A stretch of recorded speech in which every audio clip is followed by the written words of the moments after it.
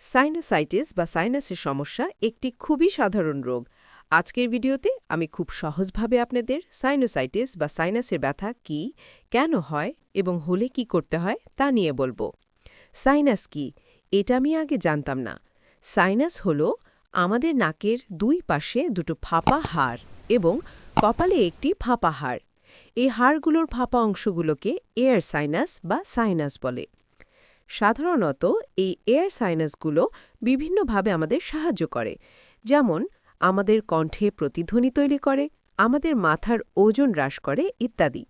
কিন্তু যখন আমাদের নাকে ঠান্ডা তা প্রদাহ হয় এবং আমরা সেই ঠান্ডা বা সর্দি বের করে না ফেলি, তখন অনেক সময় ঠান্ডা এই সাইনাসগুলোর ভেতরে জমে যায়, অথবা যদি সাইনাসের ভেতর থেকে ঠান্ডা বা শ্লেষ্মা জাতীয় পদার্থ বের হয়ে আসতে না পারে, তখনও জমে যায়।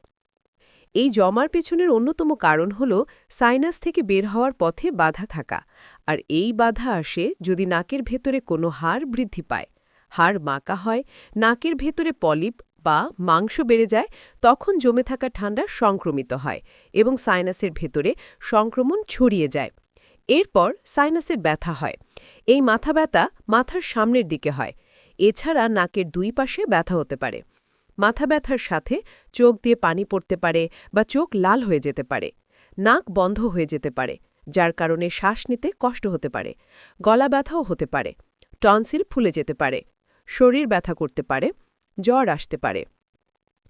এই সাইনাসের সমস্যা থেকে আমরা খুব সহজে মুক্তি পেতে পারি। এর জন্য আমাদের কিছু খুব সাধারণ টিপস মানতে হবে, যেমন অনেকের ধুলোবালিতে গেলে নাক দিয়ে পানি পড়ে, তাদেরকে ধুলোবালি থেকে দূরে থাকতে হবে। এর জন্য আপনি মাস্ক ব্যবহার করতে পারেন, অথবা সম্ভব হলে এমন জায়গায় এড়িয়ে চলুন যেখানে প্রচুর ধুলোবালি আছে। অনেকের ঠান্ডা পানি পান করার পর বা ঠান্ডা কিছু খাওয়ার পর নাক দিয়ে পানি পড়া বা সাইনোসাইটিসের সমস্যা হয়, তাদেরকে ঠান্ডা থেকে দূরে থাকতে হবে। বদ্ধ রুম বা আবহাওয়া থেকেও দূরে থাকতে হবে। যদি আপনার শরীরে ঘাম হয়, তবে দ্রুত পরিষ্কার করে ফেলুন। এবং অনেক সময় এসি রুম থেকে বের হয়ে সাথে সাথে রোদে গেলে এই সাইনাসের সমস্যাগুলো হয়। এছাড়া অনেকের নাকে অ্যালার্জি থাকে, তাদের নাক থেকে অবিরাম জলীয় পদার্থ নির্গত হয়, তাদের জন্য অ্যালার্জির ঔষধ আছে। এখন আপনাদের বলবো, এই সকল টিপস মেনে চলার পর যদি আপনার সাইনাসের সমস্যা হয়, তবে কি করতে হবে। আপনি গরম পানির ভাপ নিতে পারেন। যদি আপনার জ্বর এবং বুকে ব্যথা বা কফ থাকে, আপনি ডাক্তারের পরামর্শ নিয়ে অ্যান্টিবায়োটিকও নিতে পারেন। এখন যদি এই সাইনাসের সমস্যা দীর্ঘদিন ধরে চলতে থাকে এবং বারবার দেখা দেয়, তাহলে সাইনাসের সমস্যা ধীরে ধীরে দীর্ঘস্থায়ী সাইনোসাইটিসে পরিণত হতে পারে। তখন শুধুমাত্র ঔষধ দিয়ে চিকিৎসার মাধ্যমে কিছু করা যায় না। তখন অনেক সময় সার্জারির প্রয়োজন হয়, যা নাক কান গলা বিশেষজ্ঞরা করে থাকেন। এখন আমরা জানব কিভাবে আমরা সাইনাসের ব্যথা বা সাইনোসাইটিস নির্ণয় করি। প্রথমে আমরা রোগের ইতিহাস জেনে নিই। এরপর আমরা রোগীকে একটু পরীক্ষা করি যে মুখের ভেতরে বা গলায় কোনো ফোলা বা অবস্থা কেমন আছে, নাকের ভেতরে কোনো পলিপ আছে কিনা বা কোনো মাংস বা হাড়ের স্পার আছে কিনা। এরপর আমরা নাকের দুই পাশে এবং চোখের এই অংশে চাপ দিয়ে দেখতে পারি যে ব্যথা আছে কিনা।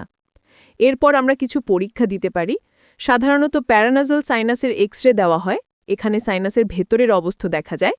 এবং যদি কোনো পলিপ বা টিউমার বা নাকের ভেতরে কোনো বৃদ্ধি সন্দেহ করা হয়, তাহলে সিটি স্ক্যানও দেওয়া হয়। নাকের ভেতরের সাইনাস এবং তাদের চারপাশের কাঠামো সিটি স্ক্যানে খুব ভালোভাবে দেখা যায়।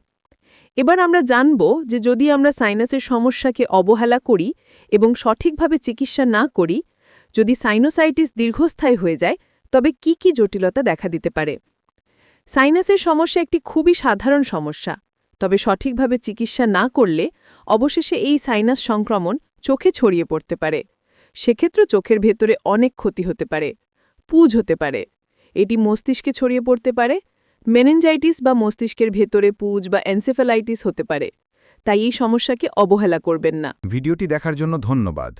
শিক্ষা, চিকিৎসা, ক্যারিয়ার, দেশের বাইরে লেখাপড়া, আরও অনেক ভিডিও পেতে আমাদের চ্যানেলটি সাবস্ক্রাইব করে আমাদের সাথেই থাকুন।